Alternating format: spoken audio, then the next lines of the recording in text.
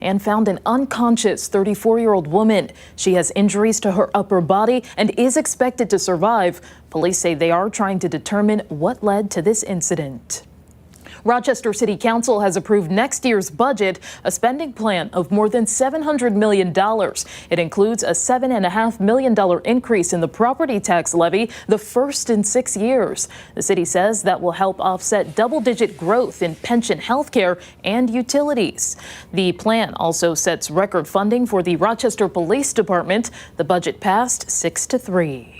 Voters have approved a new multi-million-dollar firehouse for the St. Paul Boulevard Fire District. That measure passing by just 5 votes after a similar proposal failed in December.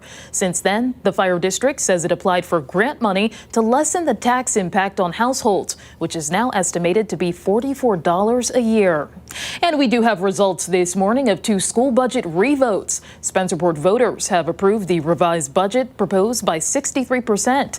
It has a tax levy increase of 2.8%. In Lyndonville, voters have rejected their second proposal. It may soon be up to the state to implement a contingency budget. Happening today, the first of 4 Rock the Block employment fairs this summer. Attendees will get a chance to talk one-on-one with representatives from more than 120 local employers and agencies, including Wegmans, Coca-Cola, and the University of Rochester. Today's fair is from 11 to 2 at Paul Bianchi Park on Emerson Street. And that's what you need to know. All right, Steph, thank you. Yeah, and let's have a look now at what we've got brewing for the next 2 hours here on Arc Rochester. Piece of Rochester history that's gone underground. Literally, this month marks 70 years since the city's last subway passenger ride. This morning, we're looking ahead to some upcoming events celebrating Rochester's forgotten transit system, including a 1950s-themed gala and a vintage train ride. Then, coming up, a new school getting ready to welcome its very first students this fall. We'll sit down with the founding principal of Brick Rochester Academy to learn more about enrollment opportunities, why early childhood education is so important, and how families can help their students be successful. And later, we are meeting a local musician who is only 12 years old, but already making a name for themselves. We are going to meet Cam Smith, a guitar phenom from Hilton, who recently earned a scholarship to Rochester Academy's summer camp. We're going to learn more about his passion for music and what this opportunity means for his future. It's going to be bright. It absolutely is. Before all of that, a check of the forecast on this Wednesday morning. Today, we're expecting to see a couple of scattered showers out there throughout the day. Meteorologist Marty Snyder tracking how long the rain will stick around. Marty? Oh, thanks, guys. Yeah, it's going to be a couple different phases that make their way through. The first one making its way through right now, and also notice how it's cutting off pretty well, especially in areas south and west of Rochester already. So those areas have begun to see that rain wind down, but still a couple moderate portions of rain still out there. Some of those just from Hilton northward, even a couple portions through eastern Monroe County. One of those lifting from areas towards Fairport up into Penfield right now, and even a lot of scattered activity east into portions of Wayne County and even into eastern Ontario County, especially, and even as far west as Victor at this point. So again, bottom line, we are seeing at least some of that rain out there now. It's not going to be a long-term issue for us straight through the day, but yeah, there is going to be a second chance as we head into the early afternoon for at least a couple scattered showers. Mid-70s for highs today, but a lot of today will end up being dry. We'll drop down to 66 tonight. Tomorrow, turning breezy, about 75 then, 74 into Friday. Weekend, not looking too bad, mostly 70s for highs then, and even 70s early next week. So we're pretty much stuck in that 70s range, which is really not too far from average for this time of year. Average is good. Yeah, everything is fine. Everything is fine. It is fine, Marty. Thank you so much. We appreciate it, buddy. Sure. Let's go off the top. We'll start with some of the things that have piqued our interest this morning. I will kick things off today. They say that there are signs that the end of times are near, right? Locusts, widespread famine, stars falling from the sky.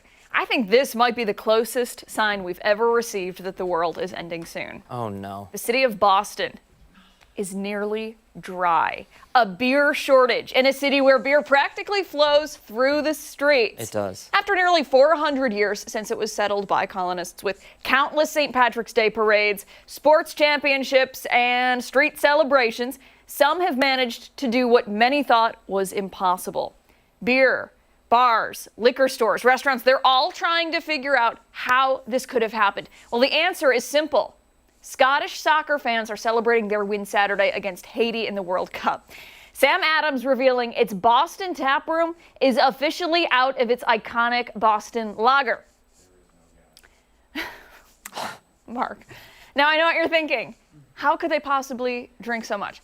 How? Well, according to NBC News, from Thursday through Sunday, Scotland fans drank 4 times as much Boston lager as the tap room normally sells during a 4-day holiday weekend. That's wild. Yeah, and they aren't alone in their beer blues. The COO of Genesee's bar says sales tripled over the weekend compared to their recent St. Patrick's Day celebrations. Tripled. After 3 decades of working at the bar, the COO says she's never seen anything like it. Business owners say they're placing emergency orders now after running out or running low on these beers: Corona, Budweiser, Coors, Miller, Guinness, Michelob Ultra, and Tennent's Lager. Employees. That's all the beers. All of the beers, basically, right? Employees at bars across the city are scrambling. One worker sharing that a customer was actually booed when they tried to order a water instead of a beer. That same employee also revealing one of the bar's refrigerators broke because it was being opened so frequently. As those businesses wait for their next deliveries, the clock is ticking. Scotland set to play Boston again next Friday. Set to play in Boston, I should say. That's wild. Next Friday. That is wild. And here I am thinking you and Mark McLean are always here working hard when all the hard work is being done by the two of you in Boston. I was going to Photoshop a picture of Mark there in the celebration, and I completely forgot until I walked out here about 7 minutes ago. Listen, we can still make it happen. We need to, because I think had he been there, it would have become a level red emergency crisis, you know. Yes, well, that and the authorities would have been called. Without a doubt, yes. He's rowdy, to say the least. Yeah, you should see what's in his coffee cup. Yeah, it ain't coffee, my friends. No, how crazy is that? You know what, though? At least those people are having a good time, and think about the money they're throwing into our economy right now. That's Seriously. great. Yeah, fantastic. It's wonderful. Absolutely. You know what? Here's the thing. I love when, and I've said this before, I've said it a million times, I love when people get excited about stuff. I know nothing about FIFA. I know nothing about the World Cup, but I love how excited everybody is about it. So I'm excited too. And, you know, why not have a beer? At some point during the World Cup series here, we are going to play a game. I've already made the decision. I pitched it to producer Ashley, and I think she said okay at some point. I don't recall. Where you and I are going to try and match Team USA with their names. Like, we got to figure out who's who in the zoo. Because I don't know any of the players. Okay. Do you? Not really. I think it could be a fun game. Okay, yeah. You know? I'm down. What? And throwing this out there to tie in the booze. It's a drinking game? Yeah, I think if everyone we get wrong, shots. It has been so long since we've had a beverage on this show. It's been at least what? Spatchcock Funk, I think, was the last time. The boozy ice cream. Boozy ice. I didn't have any of that. Okay. Yeah. Only Mark did. I think he took that one and ran away. He took it, he threw it in the microwave, melted it so he could just drink it. Mm-hmm. Yeah. He's laughing because he knows it's true. Yeah. I'm excited. I think it'll be great. Yeah. And all hey, right. You know, they'll get it. It'll all work out. They'll make more beer. They always do. They'll make more beer. All right, we're going to move along to my play. That's for you. And that's for the dogs. Because this morning, I want to talk about a new app that is doing for your dog what dating apps tried to do for me, but with better results. It's called Dog Date Afternoon. And yeah, it's exactly what it sounds like. The app launched in late May and was created by a woman who got tired of showing up to her neighborhood dog parks with her doodle Callie and finding them empty or worse, packed with dogs of the wrong shapes and sizes, the wrong amount of energy. So here's how this app works. You create a doggy dating profile, the age, the size, the temperament, and the play style. Are you rough? Stop. Keep going.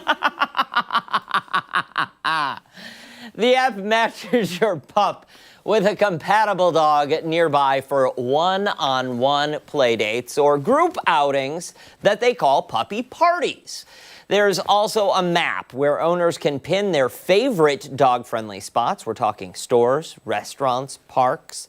And yes, you can list your vaccination status because some pups have standards, my friends.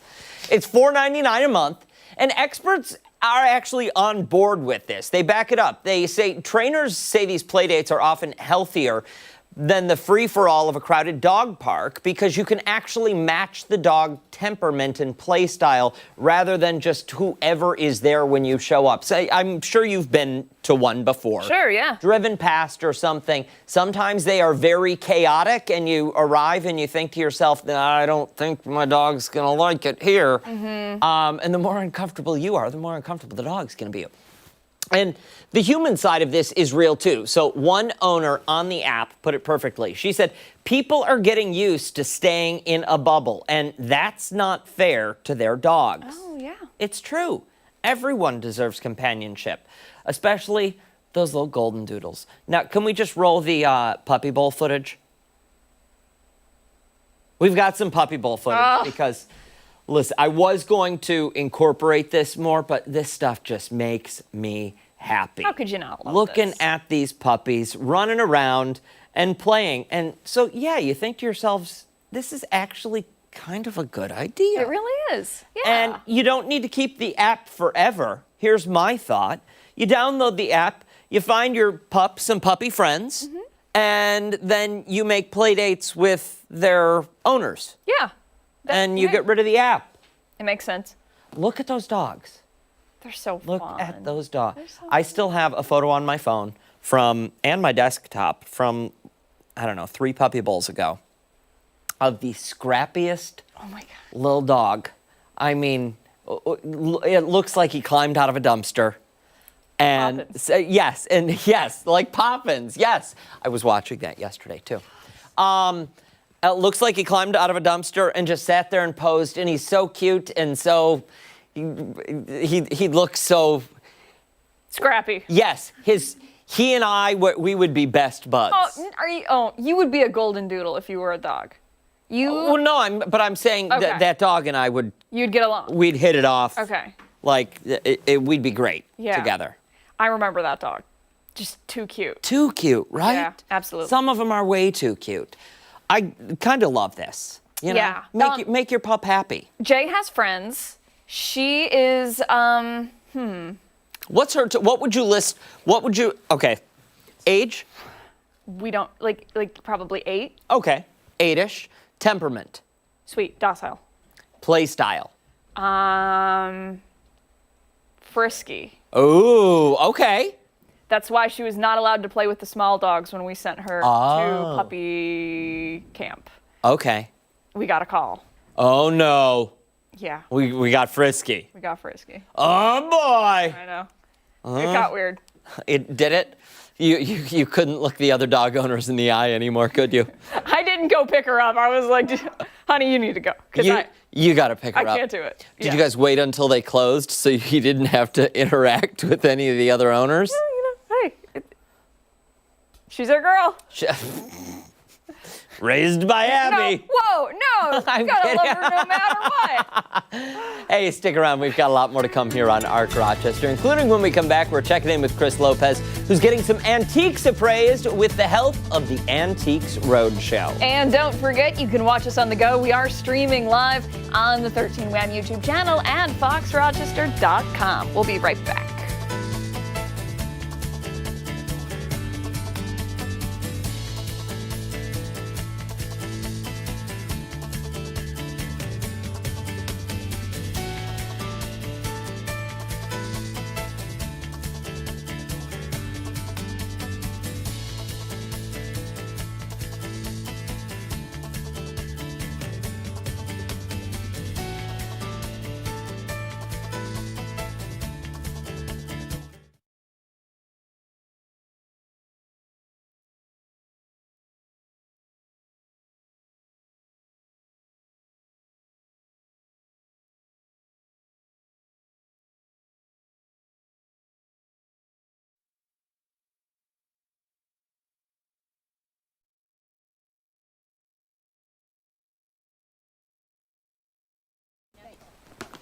Mike. Are you appraising that? That's the last. That's the comic books. We didn't.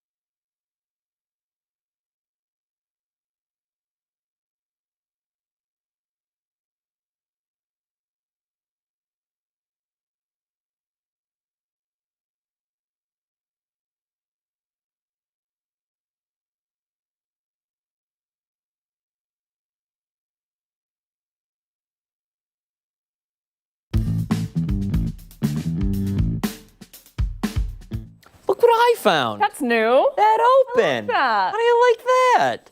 Actually, Ashley found it, so thank you for that. Hey, a longtime television favorite is making a stop right here in our region. The hit PBS series Antiques Roadshow filming its 31st season, part of it at the Genesee Country Village and Museum. Expert appraisers will soon be taking a look at all kinds of treasures, from family heirlooms to unexpected collectibles with big surprise values. Chris Lopez is live as the crew gets ready to start filming. Chris? Hey, good morning, guys. Yeah, the line is forming and has been forming, I think, since about 7 o'clock this morning. I'm very excited to talk to an appraiser now. Finally, Leila Dunbar, longtime appraiser for the show, but how long have you been doing it as a living? Oh, 4 decades. Decades. But I grew up within the business. My dad started collecting when I was 10 years old. And it's sports memorabilia, right? So sports memorabilia is a large part of what I do, plus pop culture, entertainment, and animation art, transportation, you name it. But right here at the Antiques Roadshow at the Genesee Country Village and Museum, today I'm on the sports table. What about sports kept you in that? Because with memorabilia, you could go any, furniture, cars, you name it. But you chose sports. I am a lifelong sports fan. I'm originally, now I hope this doesn't turn you off. I'm originally from Massachusetts. I'm from Arizona, so it doesn't matter. There you go. So Celtics, Red Sox, Patriots, Bruins, I grew up with that. I have a number of family members who played sports. My dad was a demo derby and stock car driver. My mom was a tennis player. So I came to this all very naturally. That's awesome. I love that. Take me through your process, though. Someone sits down, and let's say it's that the value of we'll say a sports card is worth a lot. What's going through your mind once you see it, and then take me through the rest of the process from there? Sure. Well, if you've watched Roadshow, the first thing that we're looking for is a great story, right? But if someone, say, had gotten a sports card and it was from their uncle and it was a birthday present for their 13th birthday, but it's a Michael Jordan 86 Fleer card, and I'm looking at the card and I know instantly that it's probably going to be, say, depending on the grade, 30 to 50,000. Outwardly, I'm like, well, that's a very interesting story. Let's see if the producers are interested in filming it. Inwardly, this is what I'm doing. I was going to say, what kind of a poker face do you have when someone plops that card on there, that 86 Fleer, and you're like, oh my gosh? Well, that's exactly it. You have to have a poker face, because the great thing about the Roadshow is that we're totally unscripted. You tell me your story, you have no idea on camera what I'm going to say to you. So what we want is your reaction. We want to see how you react when I tell you, when I fill in those blanks and I tell you the value.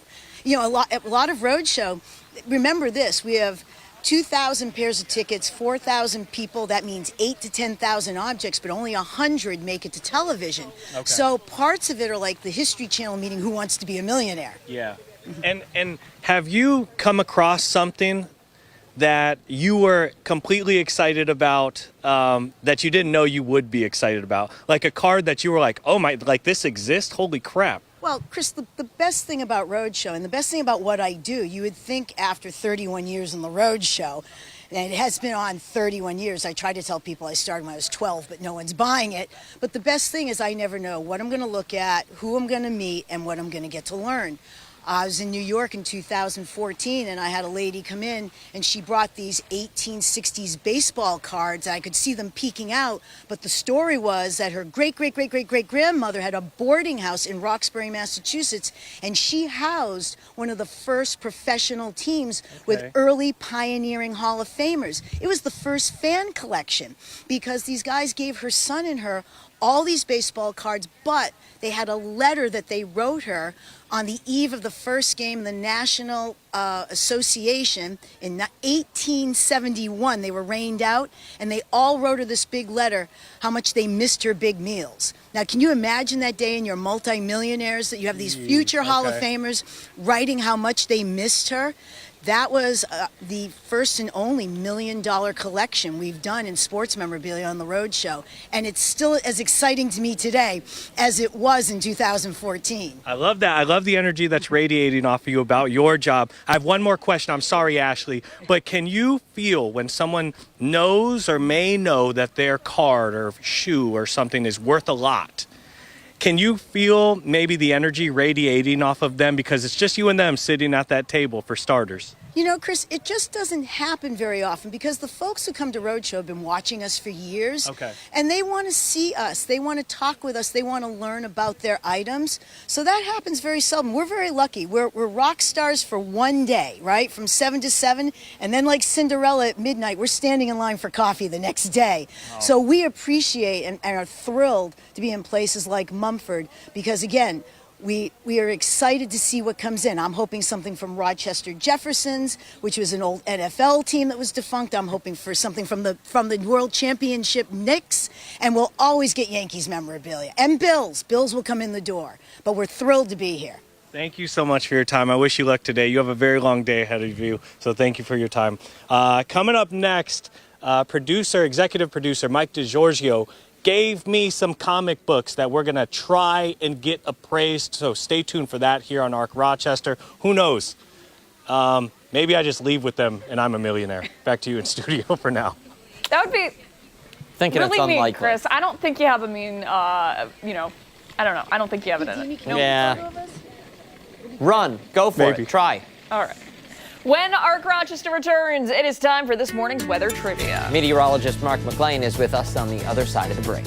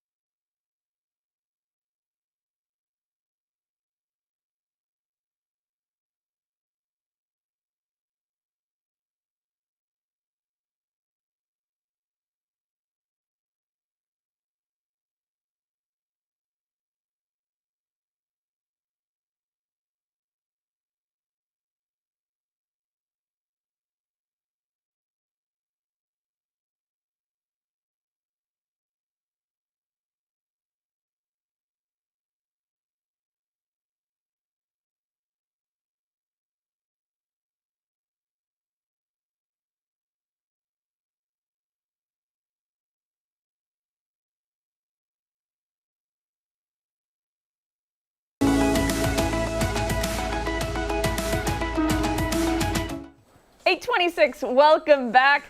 Meteorologist Mark McLean joining us now. We've got weather trivia. We do. We have the forecast. We have a very interesting weather trivia. Okay. Yeah, like when you wake up, like certain things are just baked in. Like when you go to the light switch, you flip it on, you expect the lights to come on. You know, you go to the supermarket, you expect there to be food there. The weather is supposed to be somewhat, quote, normal, right? And then you have years like 1816 where normal kind of goes out the window, okay? So frost in June, river ice in Pennsylvania in July, accumulating snow in New Hampshire in the third week of June. Like the mountains of New Hampshire? Yeah, well, you know, I mean, Still, any bit. Frost, Yeah. right? So weather trivia today. Hopefully I hooked you on some of that right there. Ashley, What'd she say? I'm not going to repeat it. Someone? Oh, that goes back to yesterday. You can say it if you want, Dan. No. Okay, so during the famous Year Without a Summer in 1816, residents in Western New York had to wear winter coats and mittens in June because of a large volcanic eruption. What volcano went off and caused this global cooling that wrecked a few of our summers? I already know it. You do. Mount Sure Pinatubo, do. Mount Vesuvius, Mount Krakatoa, or Mount Tambora. Boom. Yep. You're historians. No, because I have often complained about how weird the weather was back then. Yeah. And I've always said that they just make it up and it's not actually real. And then every single time you correct me, even though it's mostly just a bit at this point. But I do know the answer. She knows the answer. The question is, do you? Well, we do, and we will have the answer. And I've also got from Dr. Paul Morose, this weather history of Rochester. He created two of these books while he was an earth science teacher in Spencerport. Also worked here on the weekend, did the weekend weather for a number of years. And he has in this book the early journals before the Weather Service started, so that, you know, our only description of what the weather was like. And of course, it was written the way people talk, you know, I mean, the way it was back then. So early dairies and, you know, describing. What year did he write this? This goes back, it's got to be 35, 40 years, I would say. Yeah, it's been a long time. I briefly worked with him before he left here, but the information in the book has accumulating snow in the hills of Livingston County in July during 1816. Can you imagine that? On a scale of 1 to 10, how mean would you be? Because I would be at 11.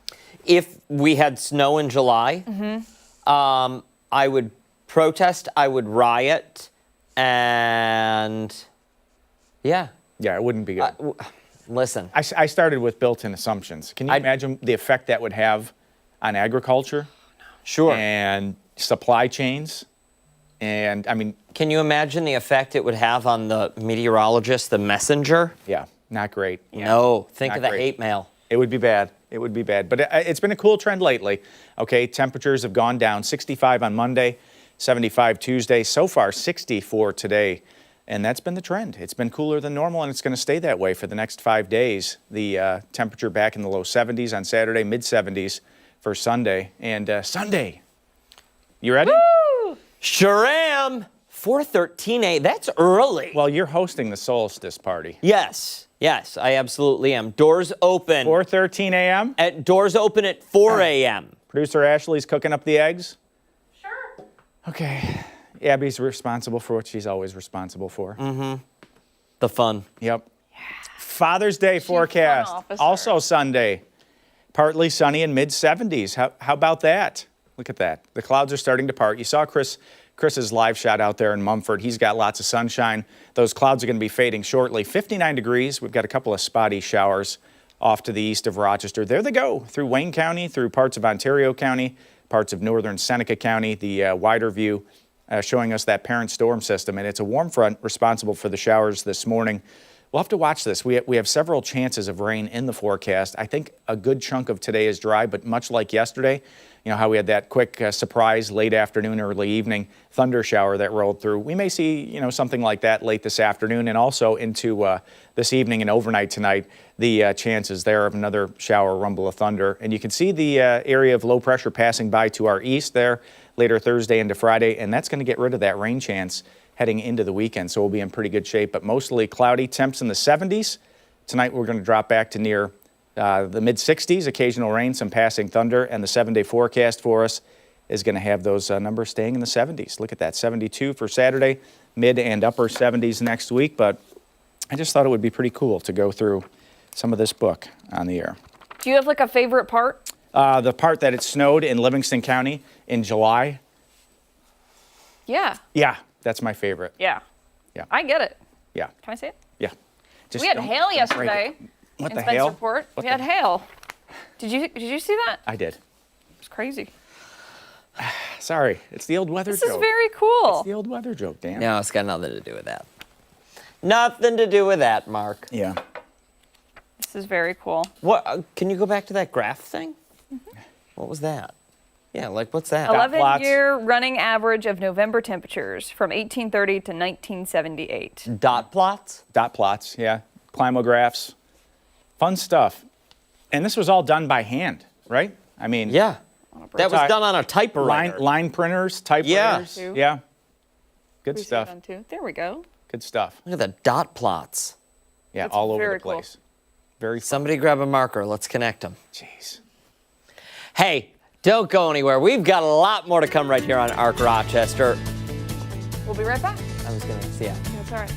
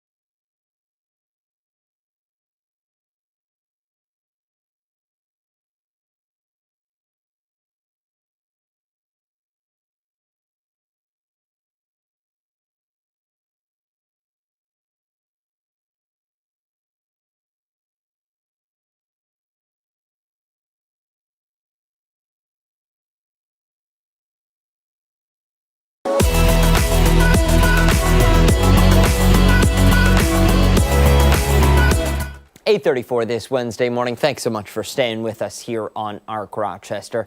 We want to take you behind this story this morning as the new U.S.-Iran agreement is moving closer to becoming official. It also is exposing growing tensions between the president and Israeli Prime Minister Benjamin Netanyahu. National correspondent Kayla Gaskins has more. President Trump is expected to formalize a memorandum of understanding with Iran during a signing ceremony in Switzerland on Friday. A step that could open the door to a new round of direct talks on Iran's nuclear program. Iran will never have a nuclear weapon. But even as the agreement moves forward, many of its important details remain unknown. It's still unclear what limits Iran may accept on its nuclear ambitions, and those questions are fueling concern in Israel. Iran will not have nuclear weapons. As long as I am Prime Minister of Israel, it will not happen. At the same time, Israel's continued military campaign in Lebanon is adding to growing tensions with the United States. Israel's fighting Hezbollah too long, and too many people are being killed. And you don't have to knock down an apartment house every time you're looking for somebody. Trump also expressing frustration with Netanyahu himself. I've had a great relationship with Bibi, but now Bibi has to be more responsible with respect to Lebanon. Israeli officials say troops will remain in southern Lebanon regardless of the agreement. Israel's national security minister told reporters Monday Trump's agreement does not bind us. We are continuously attacked. Our towns are attacked. We're not going to let Hezbollah endanger our towns and not endanger our soldiers. We're a sovereign country. We have a right to defend ourselves. Meanwhile, Iran's foreign minister claims any Israeli troops remaining in southern Lebanon or future Israeli strikes there would violate the agreement. Israel has rejected that interpretation. Despite the public disagreements, Israel's ambassador to the U.S. is downplaying any suggestion of a rift. America knows that it has no better ally than Israel. We began this process together, and we'll end it together. There are reports Netanyahu wants to meet with President Trump after the G7 wraps up in Switzerland this week, potentially setting up a high-stakes conversation over the path forward in the Middle East. In Washington, I'm Kayla Gaskins. 8:37, don't go anywhere. We've got a lot more headed your way here on Arc Rochester, including when we come back, we're once again checking in with Chris Lopez this morning at the Genesee Country Village Museum, getting a couple of antiques appraised for us. And don't forget, we are streaming on the 13 Wham YouTube channel and foxrochester.com. We will be right back.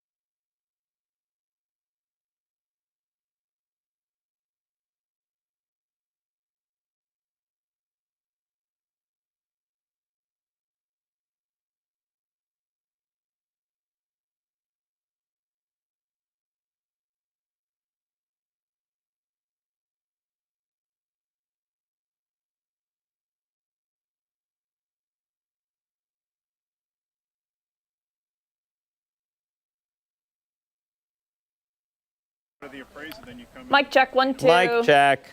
Yeah. Could I have you right over there, please?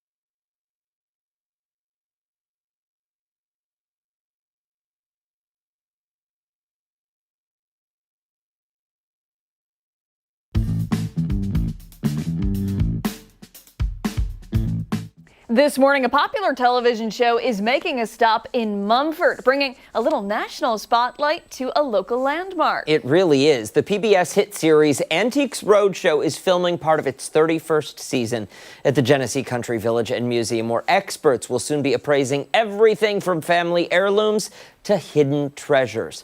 Our hidden treasure, Chris Lopez, is there for us live this morning. Chris, what's your worth? So handsome. Good morning. I appreciate that. Thank you so much. Luckily, I am not getting appraised this morning. We have some comic books that will be appraised in about probably a minute or so. But wait on that. I have to talk to Travis Landry first, pick his brain a little bit. Comic books. Yes. What love for comic? I feel like you have to love comic books before you begin to appraise them. So where'd your love for comic books begin? Just my childhood, right? I feel like I've never grown up. I'm just like a professional big kid, for lack of a better term. It's just my childhood became my job, which is pretty wild. And how the heck did you become an appraiser for comic books? Kind of walk me as best you can through that timeline. So my whole life, I just grew up going to auctions, antique shops, and just having that collector bug. And then when I finally was in college, I was like, you know what? Nuclear engineering is not the fit for me, so let me steer in another direction. I'll get an art history degree, total polar opposite, and I've only worked in an auction house environment. When I started as a kid, I was like a runner, like the guy that would hold up the item to show the audience, and this job is just infectious, right? You have a nonstop need to learn. There's always something new every day you encounter, and it's the best job in the world. And you've gunned for this job, for a lack of better words. You've always wanted to be on Antiques Road. That was the goal? That was the goal. I mean, I grew up watching Antiques Roadshow. We're filming our 31st season right now. I had just turned 30, and this is already my 10th year on the show, which makes me freak out a little bit because 10 years has gone by so fast. But yeah, I grew up every night. I mean, pretty much, whether it was new episodes or reruns, watching with my mom and dad. And my dad would always be like, "What's it worth, Travis? What's it worth?" And it's a great way to learn. And then when you see it on the show, you remember to identify in real life, and that's how you pick up the skills. And Travis, are there people, so I'm learning this now, are there people that get on or get across from you with ulterior motives? Yes, there are. I mean, I encountered it first person of the day this morning. I had a gentleman come up with his collection of comic books, and he like a heat-seeking missile targeted me out, like, "Oh, there's the comic guy, I'm gonna bring the books." And they were all graded, beautiful slabs, and it's like, what do you want to know today? I mean, he knows what they're worth, he knows the condition. He's bringing me killer books just for the hope of trying to get, but it's like, we're here to make a real discovery, right? We are on a treasure hunt. We want to tell people's story. We want to tell them the history, the backing of the item that they have, and the value is always a bonus too. But we're here to uncover, a real story. Okay, well, let's see if we can uncover a story right now. Oh, I love it, the suspense. Executive producer Mike DeGiorgio sent his comic books here to get them appraised. Travis is going to do the appraisal right now. Now, let's see if Mike D can retire very early. We may not have an executive producer tomorrow morning. So if the show doesn't go on air, these are worth a lot of money. So, unfortunately, Mike, you got to keep the day job. I'm sorry, man. I wish. But seriously, these are great books. They're all for what we call the Silver Age of comics. They're all published by DC. We have Justice League of America. Silver Age, not Golden Age? Silver Age, correct. So Golden Age of comics starts in 1938 with the birth of Superman, right? Action Comics 1. That's where you have the Golden Age of comics that first kicks off, because prior to Superman and Action Comics 1, the world had never experienced, right, a true superhero coming from a planet Krypton, right? Yeah. Prior to Superman, heroes were crime fighters, military, detectives, noir types. So Golden Age, 1938 to 1956. 1956, DC Comics comes out with Showcase number 4, which is the first appearance of the Silver Age Flash, Barry Allen.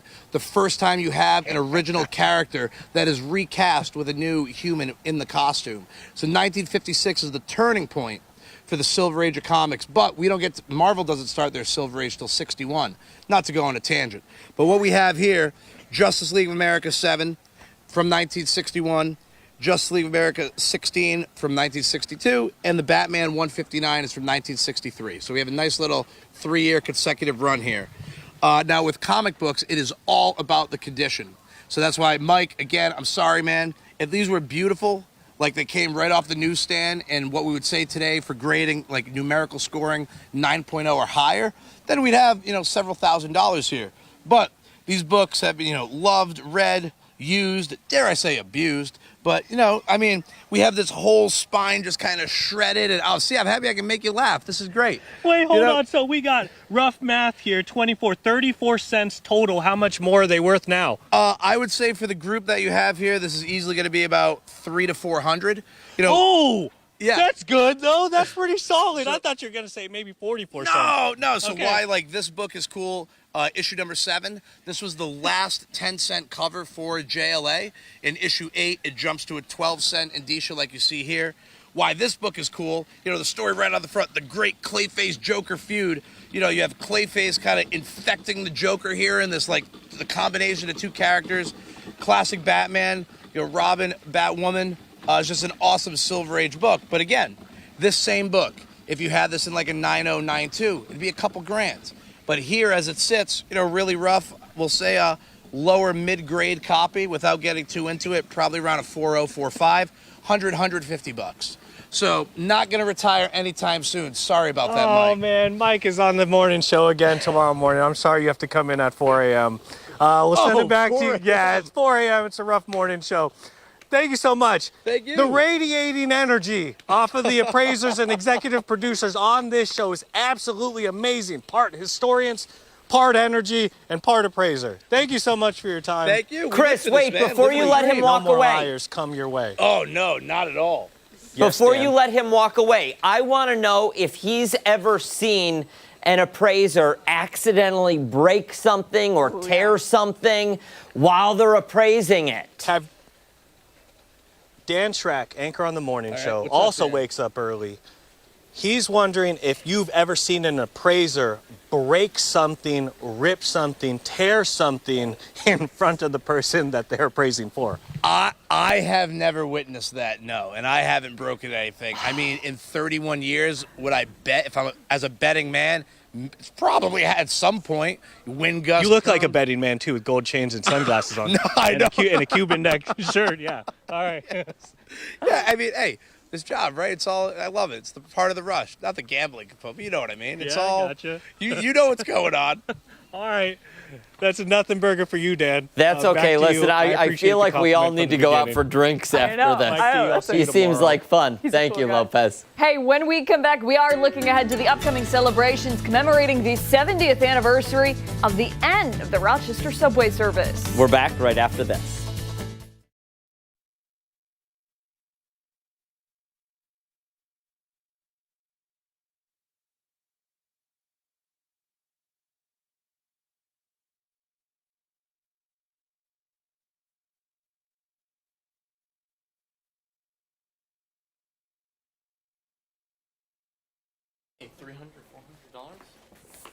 Listen, I want to get my thing appraised. Comic books are worth a couple hundred. Alrighty, sir. If you It was like, sorry, like. Good morning. Hi, Abby. Nice Great to see you. you. Thanks for coming in, Otto. How's it going? Long time no see. Nice to see you. They just let you keep your visitors?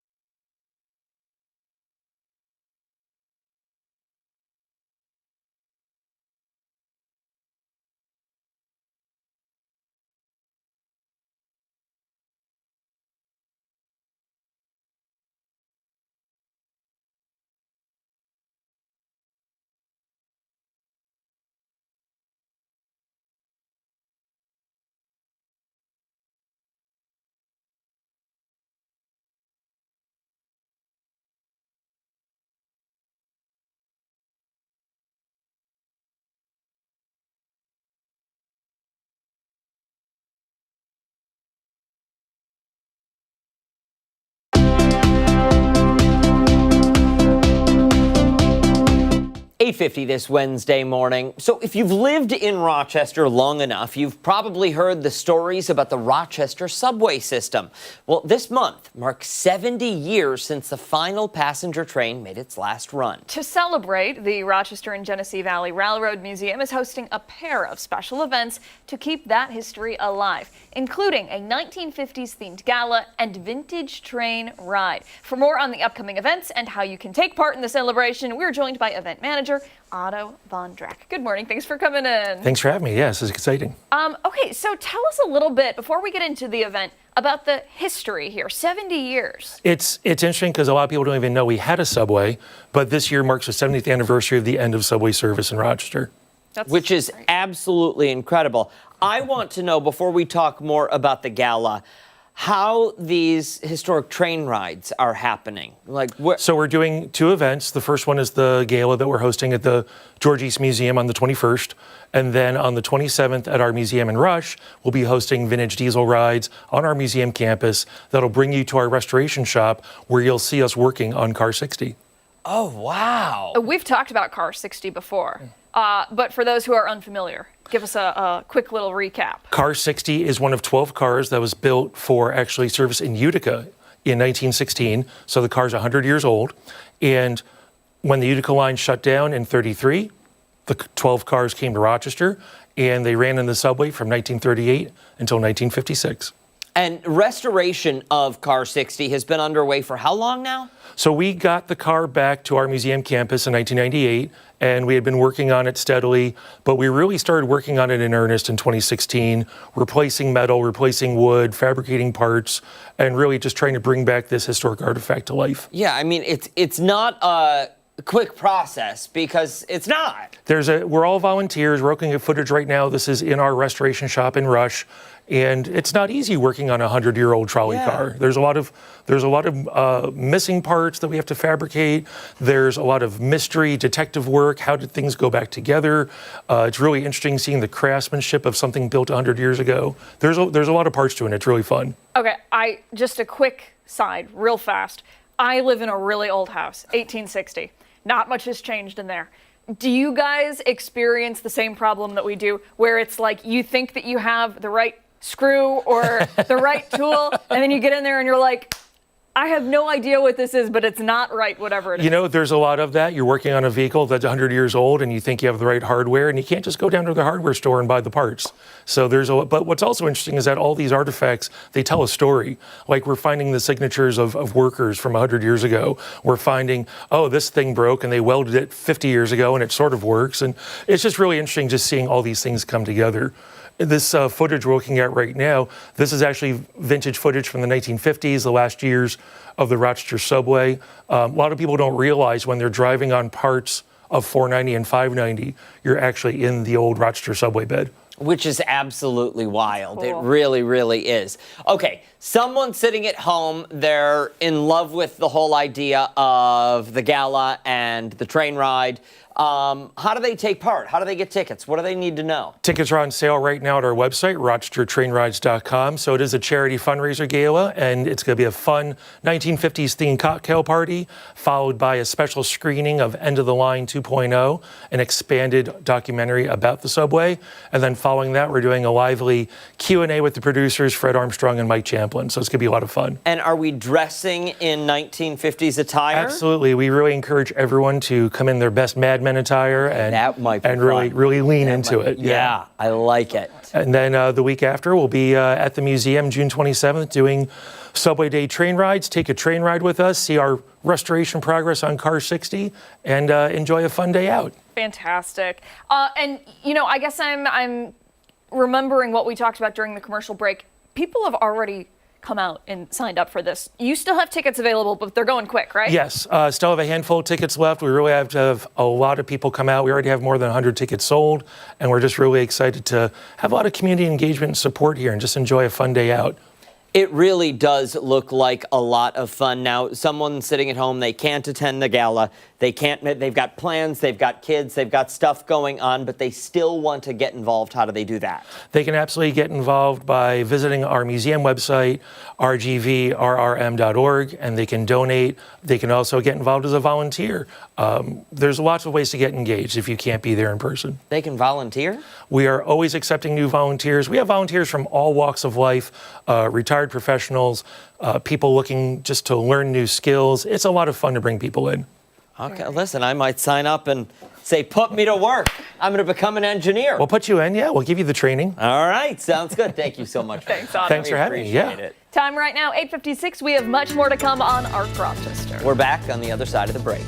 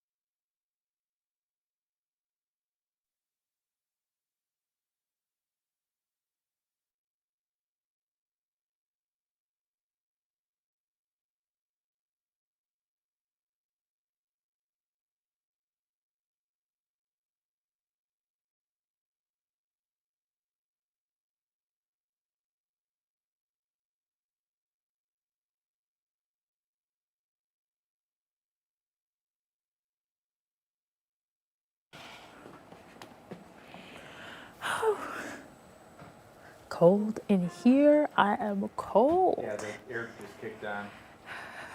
Stephanie, what? Yeah. We've got some breaking news in Political Pulse. Yeah. Yeah. Oh my God.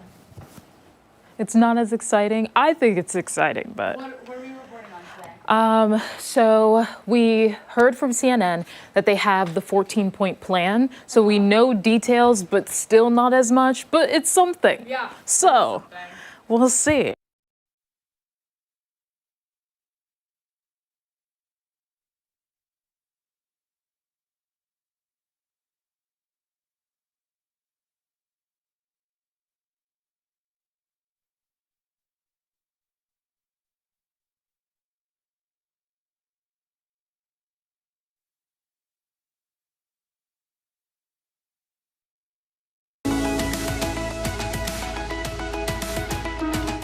In today's Political Pulse, multiple school budget votes happened in our region yesterday. A look at the results and why the state may have to step in for one district outside Monroe County. Plus, the mitigation efforts at the Lincoln Reflecting Pool after a multi-million-dollar restoration project. And where the Education Department is moving two previous priorities. That's all coming up in our 9 o'clock hour. Arc Rochester returns after this.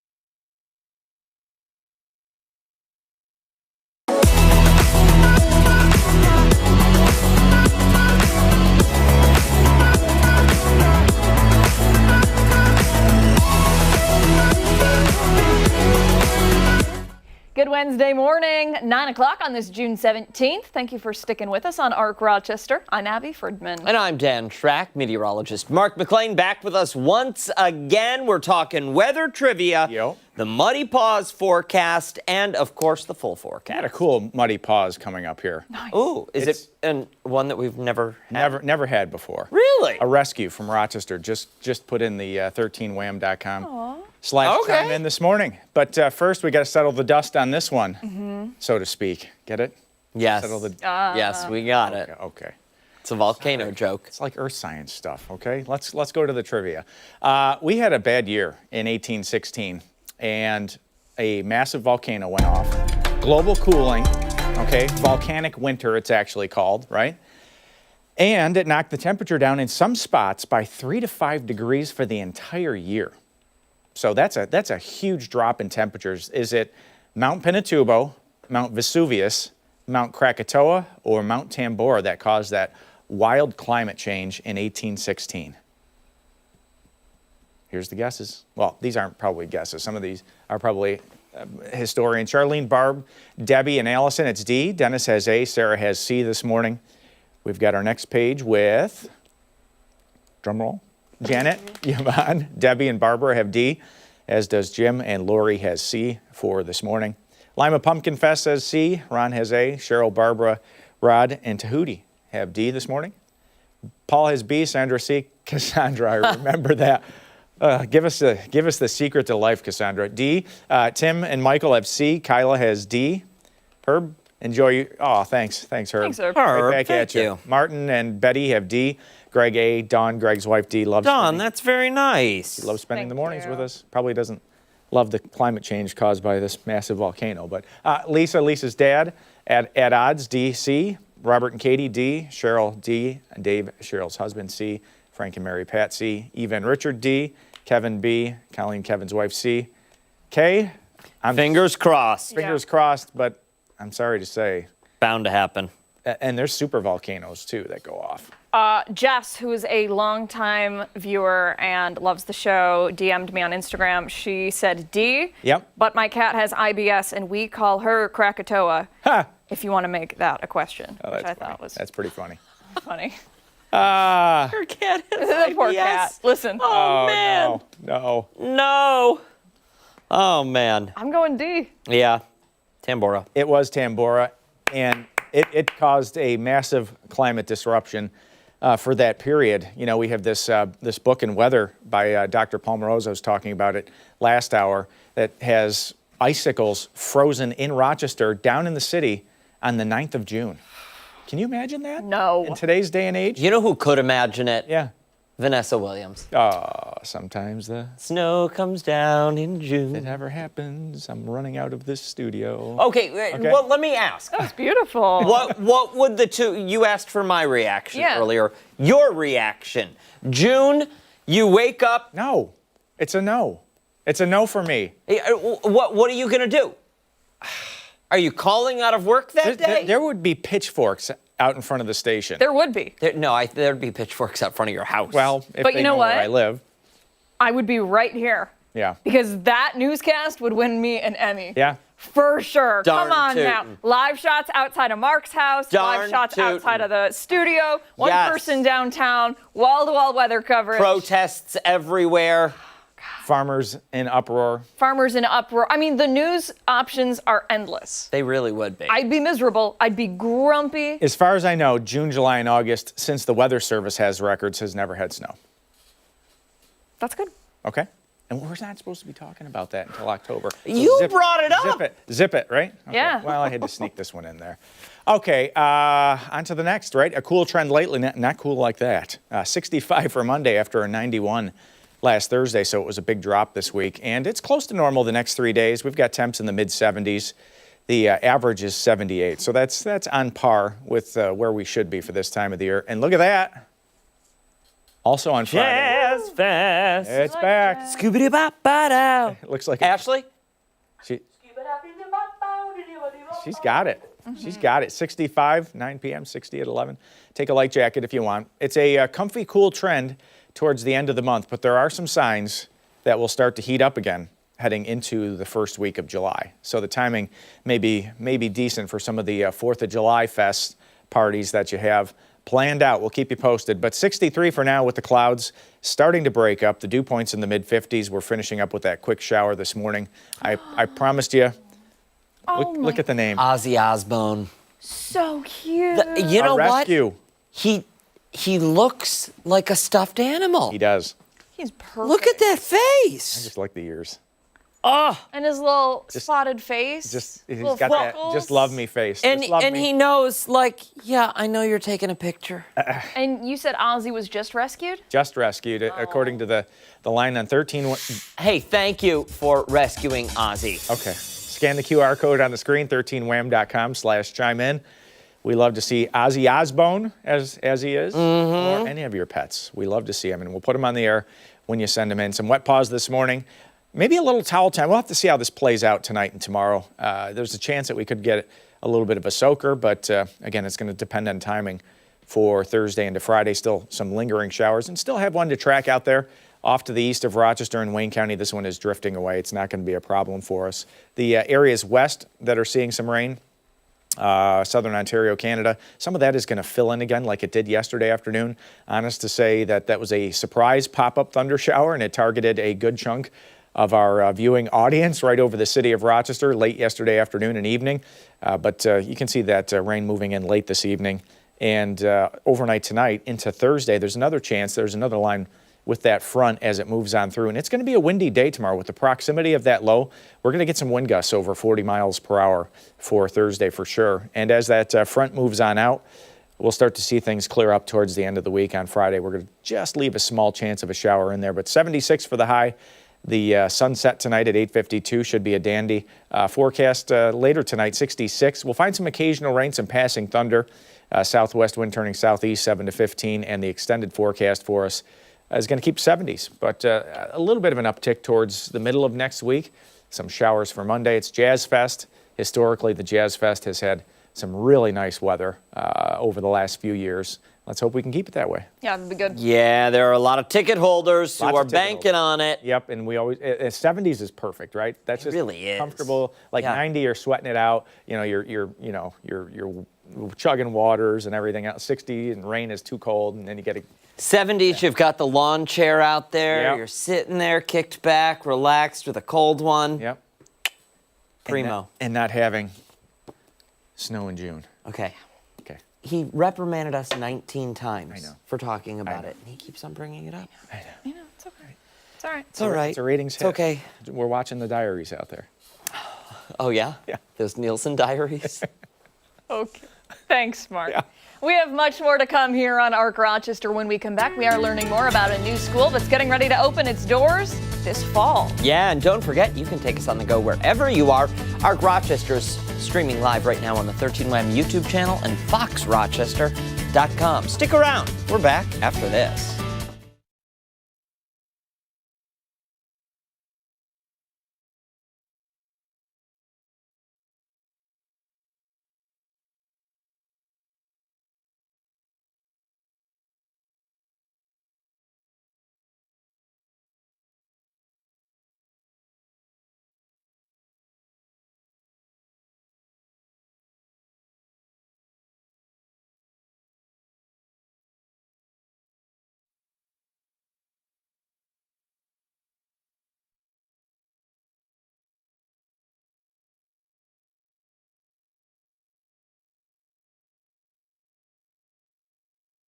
Yeah, I remember I was so nervous the first time. I do, And yes. you're not this No, time, I'm not. I'm right? fine. See? Good. I looked at the talking points. I know what I need to say.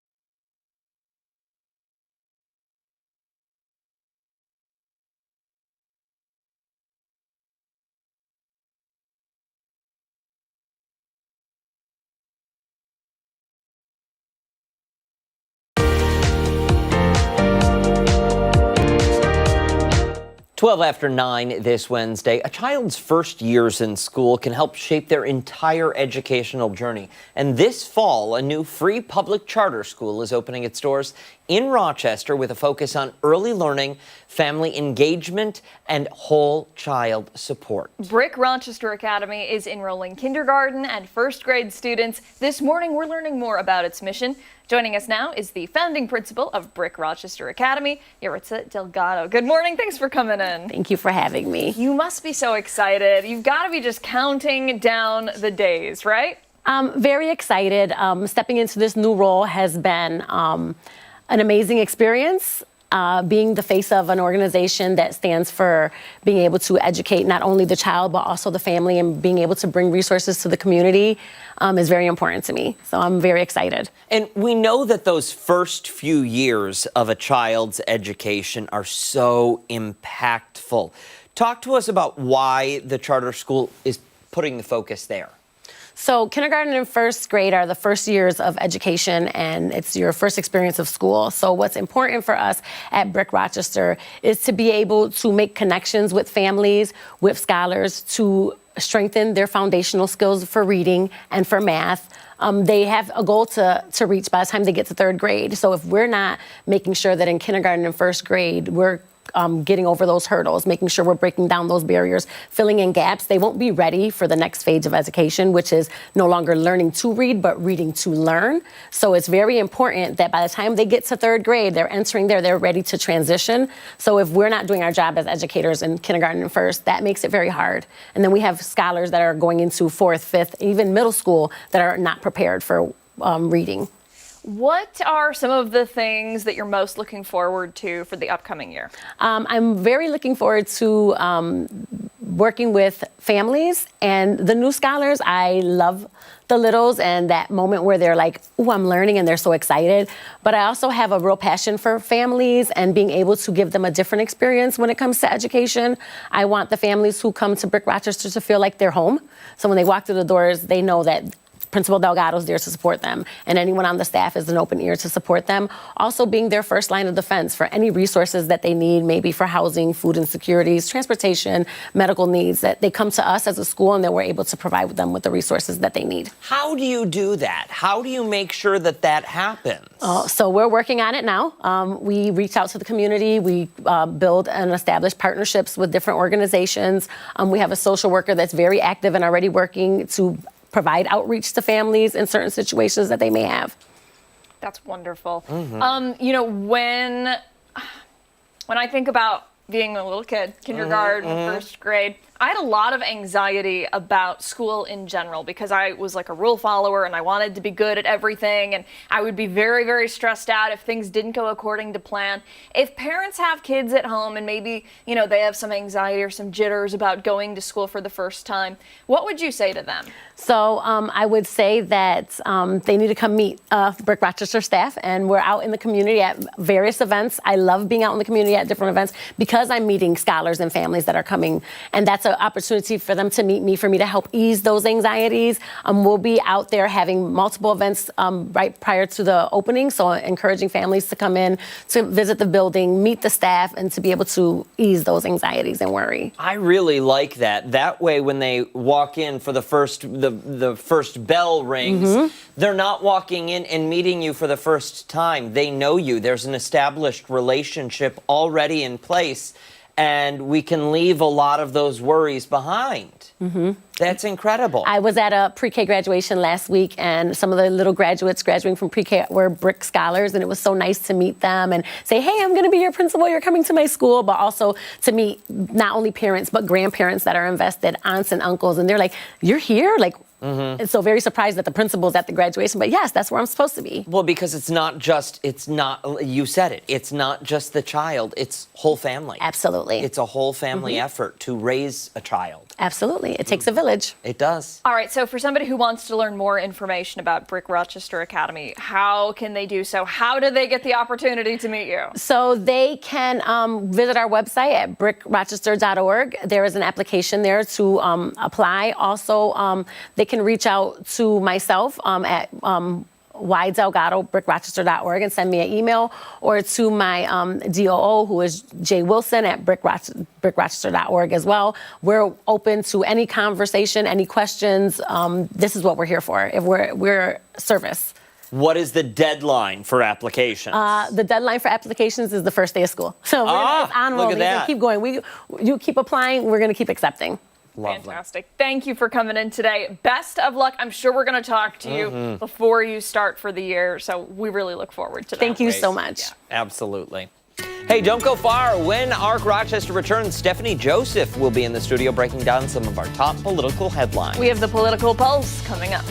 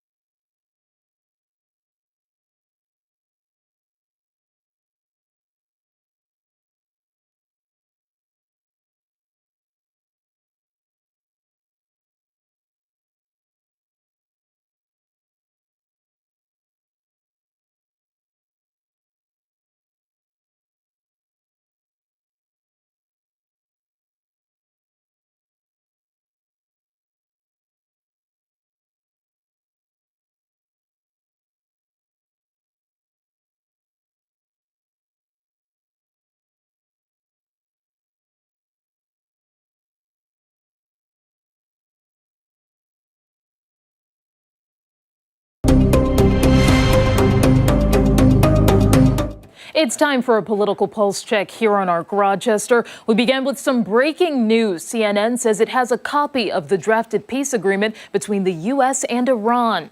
Now, according to the outlet, there are 14 points in the memorandum of understanding. This week, the vice president said the document is 1.5 pages long. CNN also reports a lack of information about Iran's plans for its uranium stockpile. Other terms appear to include access to a $300 billion development fund if nuclear commitments are met. There may be plans for sanction waivers for Iran's oil sales.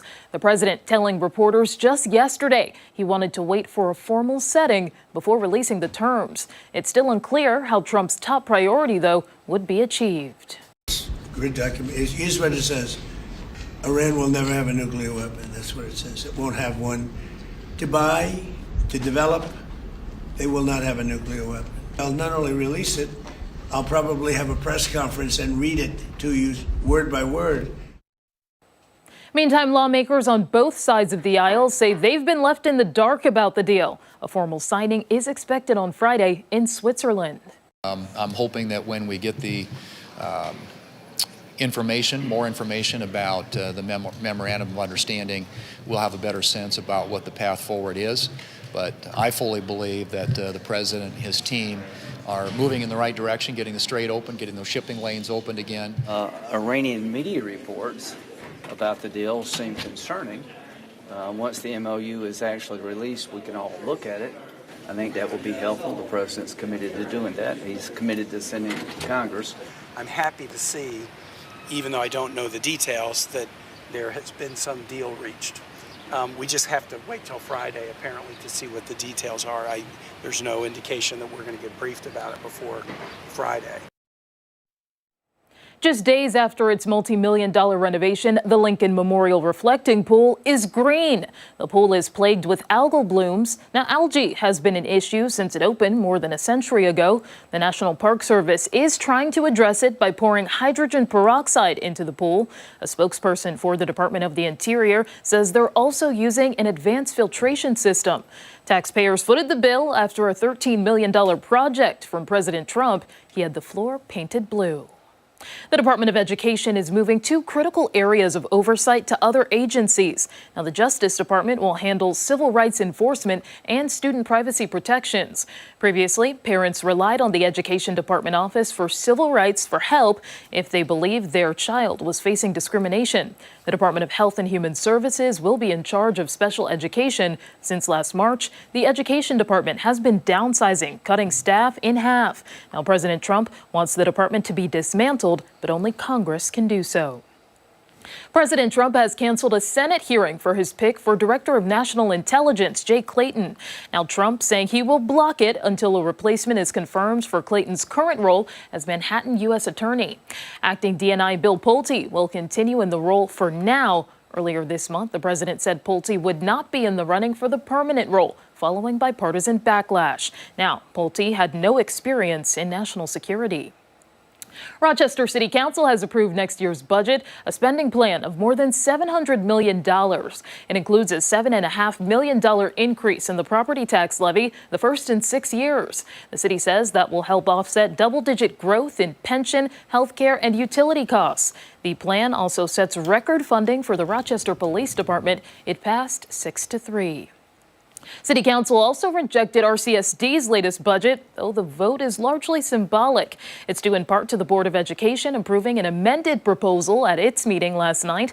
The district found out it was more than $4 million short in expected funding once the state budget was approved. To close that gap, the board approved new cuts, this time targeting after-school and summer programming. Over in Spencerport, voters approved the district's revised budget proposal.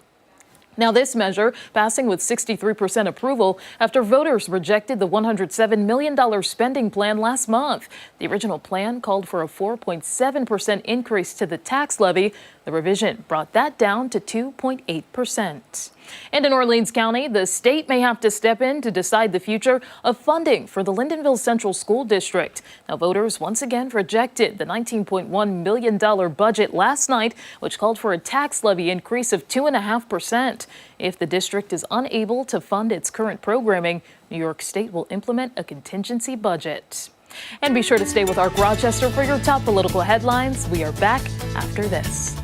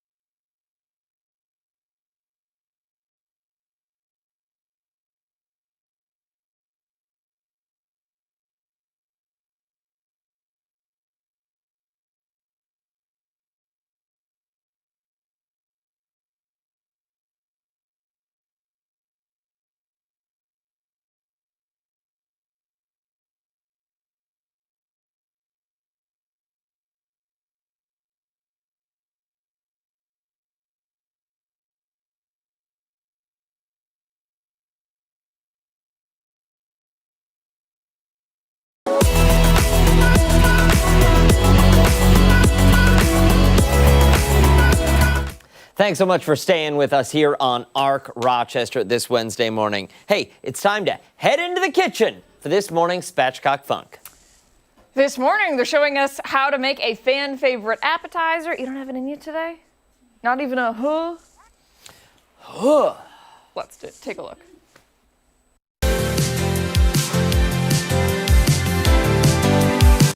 Stick 'em up, Spatchcock Funk here. We're gonna make sharp, dressed cheese sticks. And we're making them a different way. Ways you can make them at home, super easy, super luxe, super tight.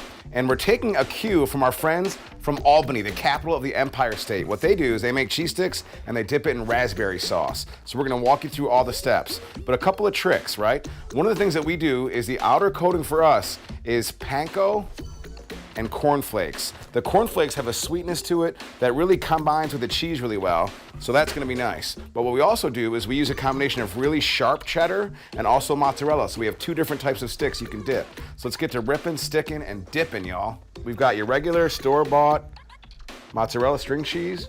We're also gonna use some sharp cheddar, Beecher's cheddar. So what you're gonna do is you're gonna take one, you're gonna roll it in flour. We've got seasoned flour. So it's a cup of flour, tablespoon of Cajun seasoning, salt, pepper, garlic powder, okay? Then you're gonna put it into an egg wash and then into that panko mixture I was bragging about earlier.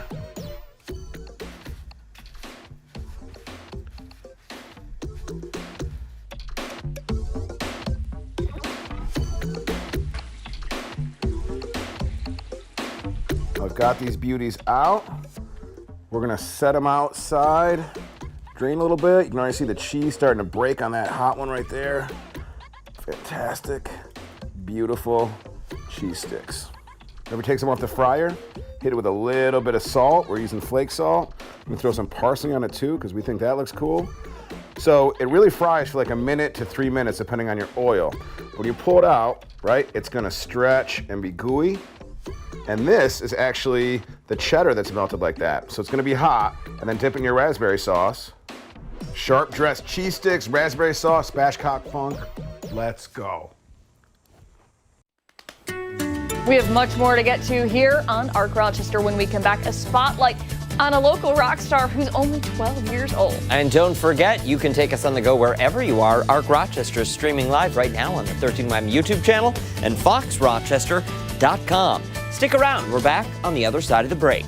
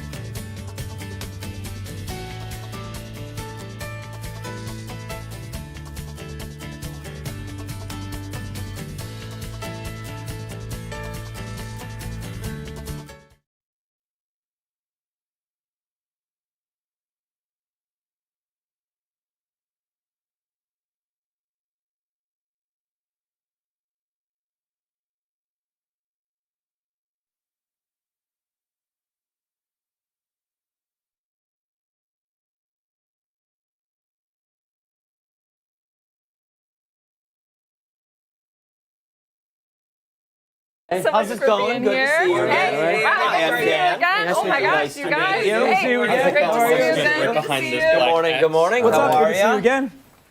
Alrighty, sir, if you want to stand right here for me. Sure. Okay. All right. How we doing this morning? How are you? Good. I'm Abby. This is Dan. Nice to meet Nice you. to meet you guys. So they're just grabbing a quick mic check from the three of you. Can you just say your first and last names so they can hear me nice and loud? Elvio Fernandez. Cam Smith. John Dretto. That wasn't loud. Okay, we should be good. Cam Smith. You're not nervous, right? Everybody's cool? Everybody's cool. Because Dan is like terrified. I'm terrified. Right now. Every morning to be Trying to here. make him feel a little I'm better. just following Cam's lead. He's got a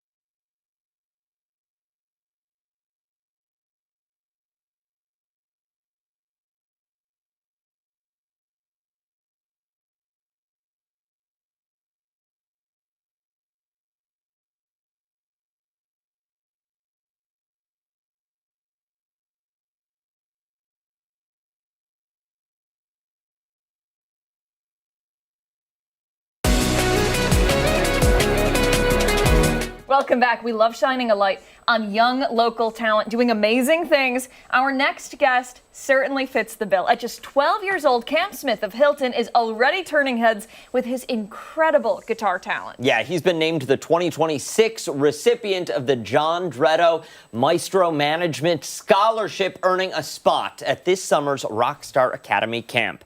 Cam joins us now in studio along with Rockstar Academy founder Elvio Fernandez and scholarship sponsor John Dretto to learn more about this amazing program. First and foremost, pal, congratulations. So cool. This is awesome.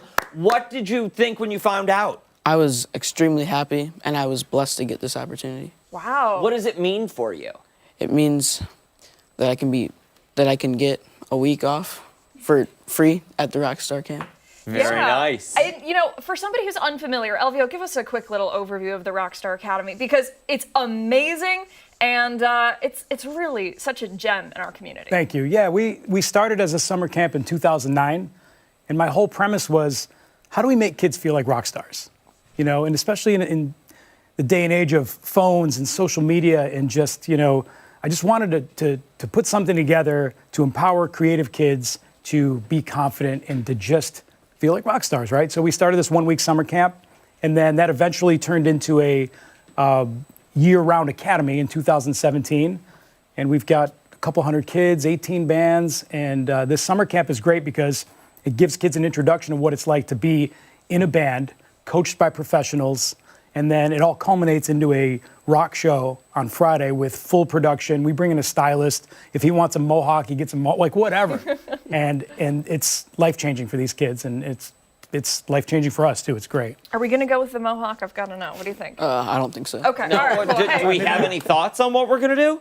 I'll probably just keep it this way. Just probably keep it like It's this. a good look. I mean, it's your I like style. it. Yeah. It's your style. You go with it. John, talk to us about your involvement with Rockstar Academy. Well, I grew up here. I grew up in Rochester, and I have been playing guitar for the past 21 years. I'm now currently touring the world as Shaka Khan's lead guitarist. So this community was so good to me that I feel it's my responsibility, and it's also a great privilege to give back and help cultivate the new generation. Yeah, it's so important. And tell us a little bit, it could be any of you or all of you, I don't care, about the importance of keeping the arts alive and encouraging that love of music. Well, if I may, you know, I'm still a pretty young guy, and there's a lot of things to be done. You can spend all your time on a screen. You can go windsurfing. You can go longboarding. You can, you know, play tennis. There's so many things to do, and so it takes a lot of discipline to sit in one space, you know, for hours and hours and hours and just get it right. So I think that's a very important skill to learn, is discipline. And the younger generation, I think, could really benefit from a little bit more discipline. And Elvio, I imagine that's something you focus on at the Rockstar Academy. 100%. We don't, you know, it's not about creating the next rock star and getting record deals and things like that. My mantra has always been, if your child leaves our academy with this much more confidence than he or she came with, everybody wins. And you put kids in a position to win, right? There's some kids that are extremely talented, and you give them their you know, opportunities to showcase their talents. There's kids that can just play a couple bar chords, but you put them in a position to do what they do best and to feel that adoration of a crowd in a full room cheering them on. Like, it is life-changing. It never gets old. I tear up every single show because you see these kids, they're not the quarterback of the football team sometimes. They're quiet, introverted kids that play their instrument in their bedrooms, and now we give them an opportunity to get on stage with their, quote, team, and you put them in a position to win, and it's, I could sit here and talk about it for hours, but you guys would probably get in trouble. But I love it. And we're fortunate to have people like John who, he gets it. You know, he is young, but he's put in his time. You know, he's deserves everything he's got, and the fact that he cares enough about our community and children to give back, I mean, we're fortunate, so thank you. Cam, I'm curious to know, first of all, when you started playing, and second of all, what kind of music you like playing? Well, I started playing ever since I could basically pick up a guitar. I used to play what I would call shows in my house with my sister. And then what music I really like to listen to is some hip hop. Heavy metal, Yeah. funk. I love it. That's great. And yeah. Wait, is this you? Yeah. This is you up there on the stage? Yeah. Get out of here. Rockin', man. You know what's really incredible? You're here, and even when you came in, you're a soft-spoken guy. You're laid back, kind of playing it easy. You get up there, you are totally different. Do you feel different when you're on stage? Yeah, I feel a lot different. What can you describe that for us? What's the difference? Well, the difference is you're up there on stage playing for people so that they can enjoy what you're hearing. I mean, what they're hearing. And you feel a lot of adrenaline up there. Yeah. Yeah. Feel like a rock star. Yeah, I feel like a rock star. Because you are. Yeah. Because you are. Well, gosh, congratulations on the scholarship. We knew you were fantastic, but the folks at home seeing that video, now they know just how fantastic you are, and really incredible stuff. Elvio, if somebody at home is thinking, my kid is a rock star. Yeah. How do they get involved with Rockstar Academy? Go to our website. It's www.rockstaracademy, ROCSTAR Academy.com. And there's links there to sign up for lessons, sign up for the summer camp. It's the last 2 weeks in July is when we do the summer camp. And we also have our academy, which is, for those kids who feel like they're ready to join a band and to play shows and to do all those things and be coached by pros. There's a link for that as well. So we're out there.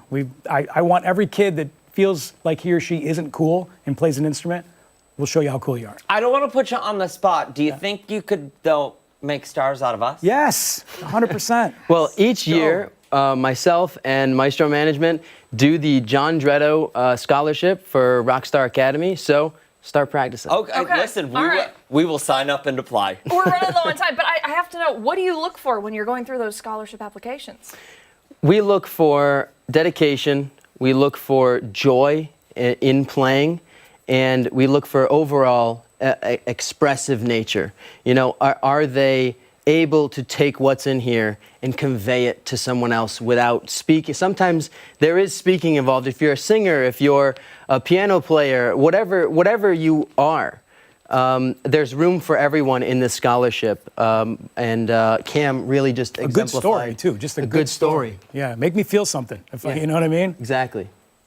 I think we can do that, but Cam, you certainly did that. Yeah. That's incredible. Yeah. One more time, somebody sitting at home, they want to see Cam perform. When can they see you perform and where?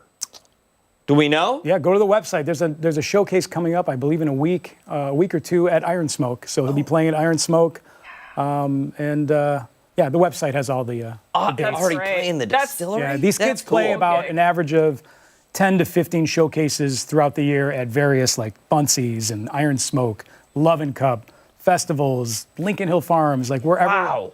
Yeah. The more opportunities we can get them to get out there, the better. Absolutely. Yeah. Do you notice that their confidence grows from that first performance all the way to the last? You have no idea. It's transformative, and it like I said, it's life changing, and it's addictive for me because I want to be able to give that to as many kids as we can, Yeah. So cool. Thank you all so much. And adults. And adults. We're going to make sure to post all the information you need to know about Rockstar Academy and the John Dretto Scholarship on our website after the show this morning, foxrochester.com. Best of luck, and again, congratulations. Yes. Thank you.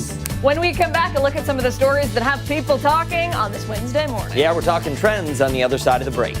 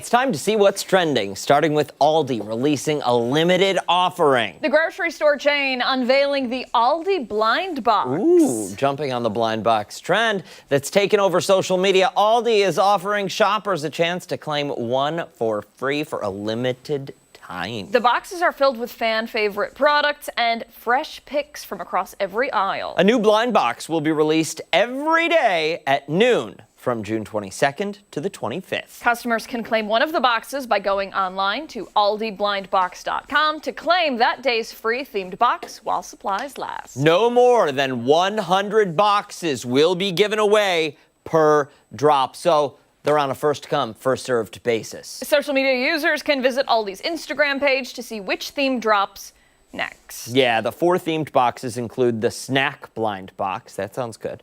The fiber blind box, all right. The protein blind box, hey. And the mystery blind box. So That the one- blind box. Yeah, that one could be scary. That one might be scary. Could be anything. According to the company, the idea taps into the excitement fans already feel walking down Aldi's aisles and discovering something new. Yeah, they go on to say that with surprise unboxings more popular than ever, this is their way of helping customers discover even more favorites. Fans online are very excited, many saying they can't wait to see what surprises and new treats the company will throw in. Others, though, they're annoyed by the blind box trend. Some saying it's no fun getting a mystery box and not receiving one thing that you like. But then go shopping. Yeah, don't buy it. It's a blind box for a reason. Yeah. Use the noggin. Moving along. A woman in Massachusetts is spreading some love in a very unique way. In hopes of brightening people's days, the woman decided to set up a dog kissing booth with her pup, Driver. The 3-year-old golden retriever sits in the window and waits for pedestrians to come up to him and stop for a pet, a kiss, or a simple greeting. According to the woman, she said the idea came to her after she noticed how happy her dog was when he saw people pass by the window. She says when they are both home and bored, they decide to open the window and the booth and wait for a couple of people to come by. Without having to pay a cent, Driver hands out kisses to all customers, 100% guaranteed.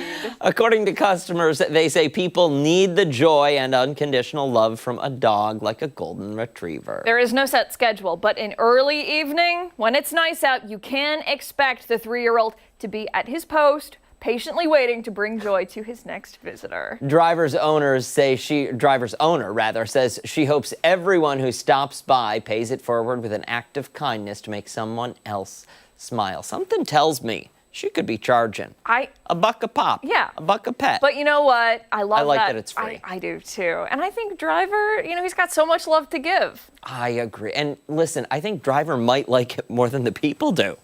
You know what I mean? Maybe. Yeah. Right. Yeah. Meeting new friends. Yeah. Smelling new smells. Absolutely. Wagging that tail. Kissing new faces. Yeah. Dogs are great. Yeah. All right, let's move along to a one-of-a-kind gift for the perfect Father's Day. The fixtures and hardware company, Moen, is offering one lucky customer the chance to buy their luxury porta potty.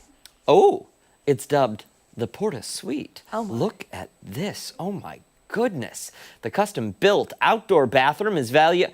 Come on, it's valued at more than 50 grand. Okay. Marketed as a way for dad to use the bathroom as a place to get a few moments of peace and quiet, the restroom is an experience that features premium fixtures, smart technology, and a range of dad-coded amenities. It's like a he-hut. Okay. The Porta Suite features Gross. Porta. What is it? The Porta Suite.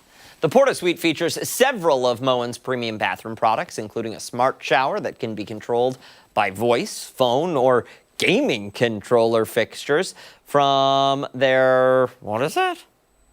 Cambium? What is that? Couldn't tell you. It's their bathroom collection. There's a dedicated urinal. Okay, according to Moen, the structure features a rustic exterior designed to blend into a backyard. Okay, while housing a modern interior complete with ambient lighting. I'm sorry, what is that? What is it? What is what? That's not blending into a backyard. Oh, I know, absolutely People not. are gonna walk with what's that he hut doing back? Oh, that's my bathroom. Well, it's like it's an outhouse, is what it is. Yeah. It's an outhouse. Yeah. I mean, listen, when hubby's in the doghouse, he doesn't have to come in. Okay. You leave him out there. See, I would rather fight about it than like banish him anywhere. You know what I mean? And I feel like it's almost not banishment when you can say shower on, shower off. Like, yeah. What kind of technology is that? Exactly. It sounds like you are getting like a quarter of a house. It really does. I'm wondering, instead of going for the He Hut, if you could have just all the parts installed inside your current bathroom, if they'd be willing to do that. You could do that. I don't know. It's got ambient lighting, natural lighting, and a smart locking door. The company says the buyer will also have the option to upgrade the suite with a Moen 5 Series electronic cleansing toilet and an all-in-one toilet and bidet system. Because the Porta Suite is a custom-built outdoor bathroom, installation requirements will vary depending on the buyer. Oh, plumbing. Yeah, it's a porta potty. That's right. Yeah. But real plumbing with this porta potty. Yeah. So like it's a bathroom. Yeah, it's not literally really. just a bathroom in a box in your backyard. Batteries not included.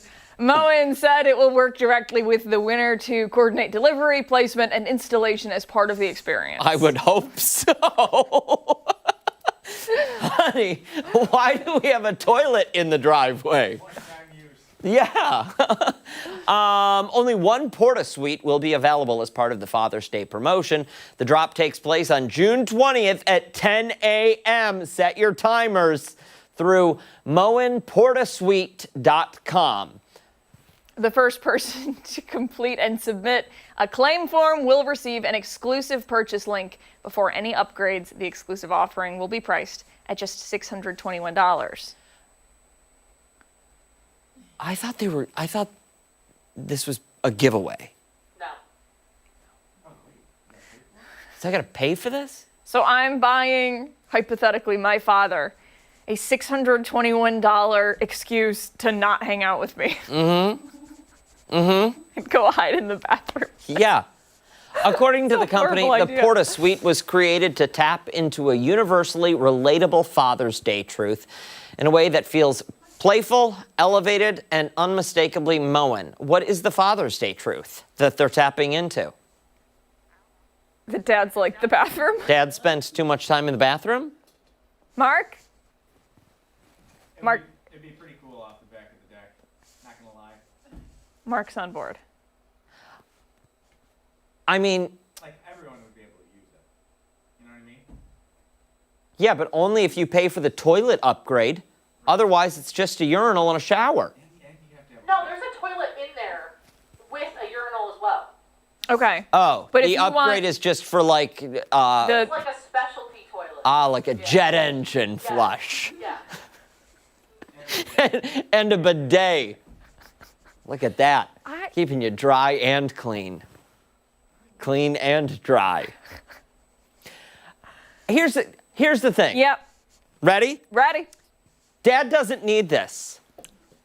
Dad can stand on the edge of the deck and just go. You know who does need this? Am I wrong? No, I'm right. You're right. Who needs this? Mom. Mom needs the chance to get away from everybody. She does. Mom deserves her own bathroom. Get the urinal out of there. Yep. The bidet should come standard in every bathroom. And yeah, outlets everywhere in there because she's got the hair curler and the crimper and the hair dryer and the curling rollers. Okay. And Yep. the makeup brush. The electric makeup. Gotta plug that in. Get the spackle on for me. You know? Yeah. Listen, it's a thumbs down from me on the Porta Suite. Yeah, I'm gonna. Hey Siri, cancel that 10 a.m. timer for the 20th of June. I'm not logging on. Yeah. I'm not looking to get that. You didn't hear it at home, but Siri just told me there are no timers set. Don't go anywhere. When we come back, it's time for our final thoughts on this Wednesday. We're back after this.